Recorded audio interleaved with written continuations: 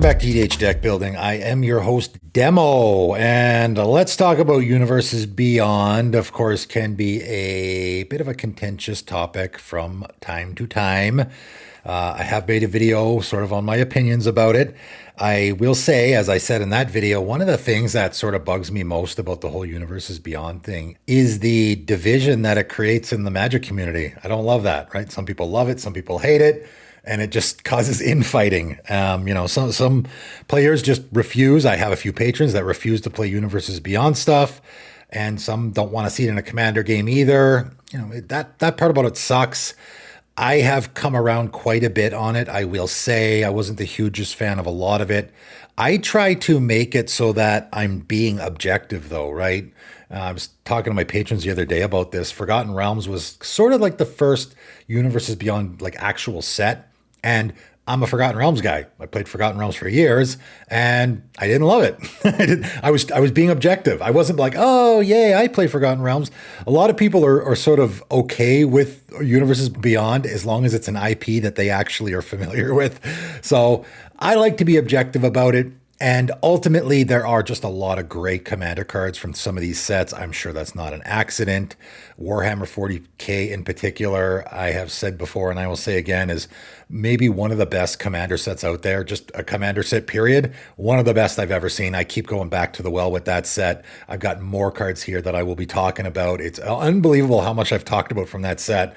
Just a lot of really great Commander cards. And I will also be covering Fallout and Doctor Who. Those are the three sets that I'm going to cover in this video, because those are the three sets that those are Universes Beyond and also might have that aesthetic that people don't love. Again, that's one of the big things for people is that there's just, a lot of the names of cards or the art or the whatever just doesn't seem to fit in the Magic universe, and so people don't like it. I will be making suggestions here of what I think are great Commander cards that you might be overlooking. These are all cards that I haven't even mentioned. I've already mentioned a ton, and there's a whole bunch more that I think deserve a mention. And if you obviously are fine with Universes Beyond, there's going to be a lot of great suggestions here. If you don't love Universes Beyond, I encourage you to still check out the video, because you might stumble across something that, again, aesthetically, maybe it actually does fit in the Magic universe more than you would think, and it might be a good fit in your deck. As I was talking about, again, with my patrons recently, Hunter's Bow is a card that I recently put in my Questing Beast deck. Just an absolute fantastic fit. It is from Assassin's Creed. And if you didn't know that was an Assassin's Creed card, you would just assume it was a normal Magic card. It's just a guy with a bow, and it's called Hunter's Bow. And what I said to them is, I would rather put a Hunter's Bow in one of my decks than a jacked rabbit or a big donut with teeth that's trying to eat people, right? So, I'll just say some of the aesthetic of the actual Magic sets they've been coming out with, I'm even less of a fan of that. So that's one of the reasons why I have become more a fan of Universes Beyond than I have before is skeletons with cowboy hats and there's a lot of stuff in just the normal old sets that I'm not big a fan of either. So let's take a look at some of these cards. I got a bunch to talk about. Starting out with Warhammer 40K here. Malanthrope, 1 blue, green, Tyrannid, 2/2 with flying. When it enters the battlefield, exile target player's graveyard. Put a +1/+1 counter on Malanthrope for each creature card exiled this way. Every Commander deck needs graveyard hate. This seems like a great one. In particular, not always, but I would say the majority of the time that graveyard deck is dealing with a heavy creature theme, whether it be that Sidisi deck or that Muldrotha deck or that Carador deck or, they probably are looking for that big living death. This guy comes down, exiles your opponent's graveyard, and then you get a giant flyer. Seems pretty good. Also an ETB, which means it can be reused. Helios 1. It is a land from Fallout. Tap, add a colorless. Pay 1 and tap, you get an energy, which is why I'm giving it a mention here because, and I'm sure this wasn't an accident, we got the Fallout cards, which again, if you were sort of overlooking the Fallout cards because you're not a big fan of the Universes Beyond or the certain aesthetic in the game of Magic, might want to go back and look at some of them. They had a lot of energy cards there. And of course, then we got a bunch of energy stuff in Modern Horizons 3. That's why I'm giving this a mention, because it is a land that does energy. Obviously, we don't have a lot of those. And if you're playing one of those energy commanders that came out in Modern Horizons 3, you might want to give this a look, because you can pay 3 and tap it, pay X energy, sacrifice Helios 1, destroy target non-land permanent with mana value X, activate only as a sorcery. So it's a land that destroys a permanent. definitely don't have too many of those in the format, right? In fact, I'm pretty sure we have none that just destroy a non-land permanent. Pay X energy. I'm sure if you're in an energy deck, you got lots of that, right? Adipose Offspring, 3 and a white, alien, 2/2 with Emerge, 5 and a white. If you're not familiar with the Emerge ability, you may cast a spell by sacrificing a creature and paying the Emerge cost reduced by the creature's mana value. And of course, here the Emerge cost is even more than normal cost. But the reason why is because when Adipose Offspring enters the battlefield, create a 2/2 white alien creature token. If Adipose Offspring's Emerge cost was paid, instead create X of those tokens, where X is the sacrifice creature's toughness. So this is a very unique card. It is sort of sacrificing in white, which, maybe you're in a particular deck that wants to be doing that. This has the potential to create a huge amount of tokens and also for free. And of course, you have to sacrifice that creature, which is likely big, but that's what you want. Again, the bigger the creature gets, the better this gets with both the Emerge cost and with the amount of 2/2 aliens you're creating. Right? So, how big is that 6 mana value creature going to be? At least a 6/6? So you're getting 6 2/2 creatures essentially for free? This seems pretty good, right? Assault Intercessor, 1 white, black, Astartes Warrior, 3/2, first strike menace. Not a bad stat line, 3/2 first strike menace, but also whenever a creature an opponent controlled dies, that player loses 2 life. That's it. Just every creature your opponent has dying is going to cause them to lose 2 life. Obviously, this is going to fit probably pretty good in a Aristocrats theme. Usually those Aristocrats decks have the Grave Pact sort of effects that will cause your opponent to sacrifice creatures when you do. But even if you're not doing that, your opponent's creatures are dying all the time anyway. You just board wipe and your opponent loses a ton of life. Like, this is huge upside, no downside. Bigger on the inside, this is kind of a funny one. From the Doctor Who set, 3 green and a red. Enchantment Aura, enchant artifact or land. Enchant a permanent has tap. Target player adds 2 mana of any one color. The next spell they cast this turn has Cascade. So I know people won't love the fact that you got to pay 5 mana to put this on your land. I mean, you could put it on an artifact. I don't think you want to, because obviously the chances you lose an artifact is a lot higher than the chances you lose a land. So you're going to want to put this on a land. Just throw it on a basic land, right? That land now taps for 2 mana. That ain't bad. But every single time you use it, the next spell you cast this turn has Cascade. That seems really good, right? And in particular, obviously, if you're doing the Cascade, maybe Maelstrom Wanderer or something like that, it might be a good fit because you're doing that anyway. But Cascade is casting from exile. That's important. And if you have a deck in these colors, and Faldorn is in these colors, right? Just throwing that as an example. Any commander doing, or any deck, whether your commander is doing it or you're just doing it in your deck, the cast from exile or cast from anywhere other than your hand, this is just a way to get some free value off of what you're doing already, right? So I think it fits pretty good there. Biophagus, 1 green, human, Tyrannid Wizard, 1/3. Tap, add 1 mana of any color. If mana was spent to cast a creature spell, that creature enters the battlefield with an additional +1/+1 counter on it. So pretty good mana dork. Again, the 2 mana to have a mana dork that adds 1 mana of any color is the standard. And then if you cast a creature spell with it, it gets a counter on it. I mean, obviously in the +1/+1 counter theme, I'm sure a lot of people are already playing this, but if you just like mana dorks, this is put a counter on my commander when I cast it and make it bigger. Seems pretty good, right? Dalek Drone. This is an interesting one. Again, from Doctor Who, 3 black. Artifact creature, Dalek, 3/3. So maybe in an artifact or artifact creature theme in black could be a good fit. When it enters the battlefield, destroy target creature an opponent controls. That player loses 3 life. So just a 5 mana, 3/3 flying menace, it enters the battlefield, destroy one of your opponent's creatures. They also lose 3 life. That seems pretty good. And, again, there's some of those decks like that Urza deck where, you probably want artifact creatures in play. Maybe you even likely want to be getting in for damage with it. And a flying menace creature is definitely going to be getting in for damage very easily. Destroy one of your opponent's creatures and they lose 3 life. Seems like a great value-y creature. Cathedral Icolite, 1 and a green, human cleric, 1/2. Each creature you control with a counter on it has ward 1. Seems pretty good in any deck where you're putting counters on your creatures. And again, this came out in Fallout. If you were totally passing that set over, you might have missed this one.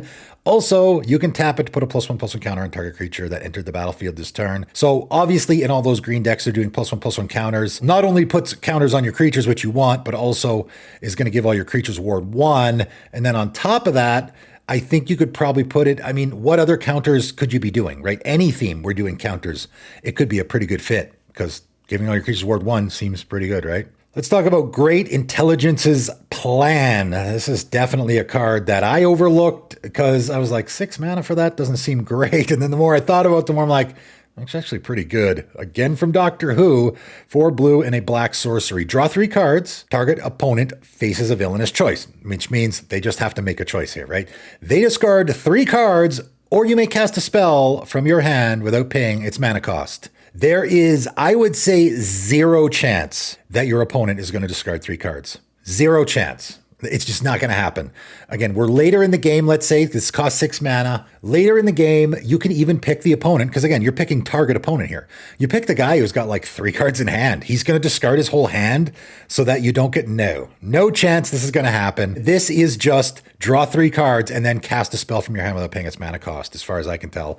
And for 6 mana, that's pretty darn good, I think. I think you could put this in probably just about any deck. I mean, I guess you could put this in a deck where you want your opponents to be discarding so that even if they do by some crazy chance pick that, it's even more upside. But I think you could put this in any deck and it's just going to be great value for you. Poxwalkers is, I think, certainly a card that people have to be aware of. Again, if you're skipping over these Universes Beyond sets, they definitely have some unique cards that you should be aware of. 2 and a black zombie, 3/1. So it is a zombie. Definitely of note. Has Death Touch, which is always great. Whenever you cast a spell from anywhere other than your hand, return Poxwalkers from your graveyard to the battlefield tapped. And I wonder, this is a card I totally missed. Again, going way back to Warhammer 40K, which was, 2 years ago now, that set came out. I mean, for me personally, I remember we were getting an absolute ton of cards at the time. We got Dominator United, which was obviously an incredibly huge set for the Commander format. And then right after that, I think we got Warhammer 40K, like a week later, they started spoiling it. And then I think a week after that, we got Infinity, or maybe they were in reverse order. It was something like that. We got like Warhammer 40K, then Infinity, and then after that, they started coming out with Brothers War. Like it was so many cards all at once that it was easy to miss stuff, and that's one of the reasons. Again, Warhammer 40K, fantastic Commander set, but also because of all the cards we're getting, a lot of stuff might have got missed. And this might be one of the first cards I think we ever saw with the whenever you cast it from anywhere other than your hand. I mean, there might be some cards, but that phrasing, which we see fairly frequently now, this might be one of the first cards where it actually had that wording. And of course, there are lots of decks doing that in certain colors. I would say blue and red, probably there's quite a bit of support in those colors for that. In black, not so much. If you are in a black deck where you plan on casting spells from anywhere other than your hand, be it your graveyard or exile, or top of your library, whatever, just free value, right? You just keep getting this guy back over and over and over again and sacrificing to some effect, or he's just a 3/1 death touch blocker that can block any creature your opponent throws at you. It's just great value in a deck like that, right? City of Death, 3 and a green, Enchantment Saga. And chapter 1, we're going to create a treasure token, which is, it's okay. But then we have chapter 2, 3, 4, 5, and 6. Create a token that's a copy of target non-Saga token you control. So obviously you can just create a treasure token and then essentially every turn you get a treasure token. That's not great. It's okay. If you're in a green deck that's doing treasure tokens, there might be a few of those. I mean, of course, the bottom here is I just get a treasure token every turn. That's okay. The more upside is I'm playing a deck where I'm making token copies of stuff. And of course, there's lots of decks doing that. So now I can create a token copy of any non-Saga token. It doesn't have to be a creature token. It could be anything.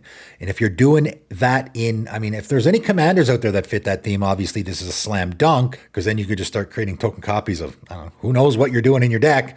I think creature's probably the big one. So you're going to be essentially populating on every single main phase of the next 6 turns or 5 turns or whatever. Pretty great value in a deck like that, right? Regenerations Restored is such a funny, interesting card, and it's very unique. I like really unique cards. I almost grabbed this one for myself, although, I do have 2 white-blue decks. It's kind of tough to find room in both of them. This doesn't particularly fit in either of them, but this is a card that I think you could put in any deck, and it's just going to be really good value for you. So white and a blue enchantment has Vanishing 12, which means it enters the battlefield, 12 time counters on, and at the beginning of your upkeep, you remove a time counter from it, and when the last one is removed, you sacrifice it. So obviously that's not likely going to happen in a commander game. It might, Okay. And of course, that is important. I will point out though, this has 12 counters on it, which is really, really important. And if you're in a deck where you just want lots of counters on stuff, this is a 2 mana permanent with 12 counters on it. Like a lot of cards will refer to the amount of counters you have on stuff. There are cards like Scholar of New Horizons that want you to be removing counters from stuff. So your Scholar of New Horizons,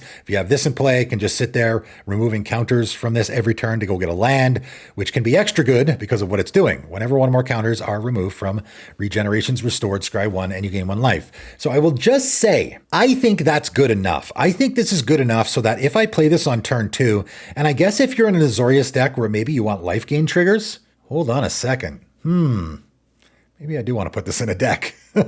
If you want life gain triggers, this gets you a life gain trigger every single turn, right? So keep that in mind. So every single turn until this gets removed, of course, whenever you remove the counter, you're going to scry 1 and gain 1 life, which typically is on your upkeep. So on my upkeep, I get to scry 1. Oh, I don't want that. Tuck it on the bottom of my library, and then I get to draw something else, right? It's right before your draw step, which is pretty great. I will also point out, though, it's whenever one or more time counters are removed in any way. It doesn't have to just be with the vanishing. So again, if you're doing that Scholar of New Horizons thing, man, now this is getting even better because every time I do that, I go get a land and I also get the scry and the gain of life. So pretty good. Then if Regenerations Restored has no time counters on it, exile it when you do take an extra turn after this one. So I know people will say, oh, that's never going to happen. First of all, it takes 12 turns and oh, your opponents can just remove it before it happens. However, I'm okay with that, right, guys? Think about it this way. This is 2 mana. I slap this guy down. I just scry 1 and gain 1 life every single turn. And then as soon as it gets close to running out of counters, my opponents have to waste the removal spell on it. For 2 mana, that seems like pretty great value. I might actually put this card in a deck myself. Screeching Scorch Beast is a card I have put in a deck myself. Again, that's why I like to go back and look at these cards, because a lot of these, as you have noticed, very much fit in specific themes where maybe you don't have a ton of support, and that was the case with this guy. 4 black, bat, mutant, 5/5 flying menace. When Screeching Scorch Beast attacks, each player gets 2 rad counters. And of course, rad counters are you mill, and if you mill a land, nothing happens. If you mill a non-land, you lose a life, but you also lose a rad counter. I think that's how it works. I don't care about any of that. That's not why I put it in the deck. It kind of helps with the next ability, but I 100% put this in my deck because of this last ability. And you might want to as well. Whenever one or more non-land cards are milled, you may create that many 2/2 black, zombie, mutant, creature tokens. Do this only once each turn. That is a fantastic ability, I think, and a really great sort of alt win con for, of course, a milling deck. I ended up putting this in my Persistent Petitioners deck, which of course is blue and black, because I just needed something else. I did have a few interesting, unique ways to win in that deck, but I need a little bit of help closing out games. And of course, I can do this on myself or my opponents. Doesn't matter. Either way, it's, you know, if I'm in a self-mill strategy, which a lot of decks are, this is just whenever one or more non-land cards are milled. Doesn't matter who's doing it. If I have, let's say I got my 4 Persistent Petitioners out, they tap to mill 12. For each non-land card milled that way, I get a 2/2 black zombie mutant creature token. Pretty fantastic, right? And I will point out, this is a May. And when you see the May on here, you're like, why would you not want to do that? Well, because you didn't hit any, right? If you mill 12 cards, let's say, for example, and you hit like 8 lands, okay, I'm going to get 4 zombies, but maybe I'll want to wait because, of course, it is a do this only once each turn. So if you are in that milling strategy, and because it's only do this once each turn, if you plan on doing several stages of milling in a particular turn, if you hit all lands, you can just skip it over. And then the next time you do it, right? Because you're doing it only once each turn, meaning you're only creating the zombies only once each turn. So you can wait till the right moment to actually use the ability on any given turn, right? Just a fantastic, sort of alt win con in any sort of milling strategy. And again, a lot of people might have skipped over the Fallout set and don't even realize this is a slam dunk in any deck that is self-milling or milling in black. We'll end off with the Golden Throne, and I actually can't remember. Again, it was 2 years ago now. I might have mentioned this, I might have not. I'm giving it another mention because, man, I love this card. I now have this in 3 decks. 3 decks. Wow, that's a lot.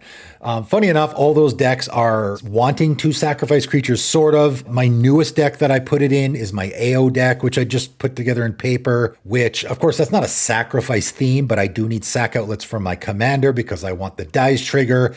This is also an artifact, so it fits extra good there. Fits the 4 mana value too, right? So I'm doing an artifact theme. I need sack outlets, and it also fits the mana value, so it's a perfect slam dunk there. 4 mana legendary artifact. If you would lose the game, instead, exile the Golden Throne and your life total becomes 1. So that's just an added bonus.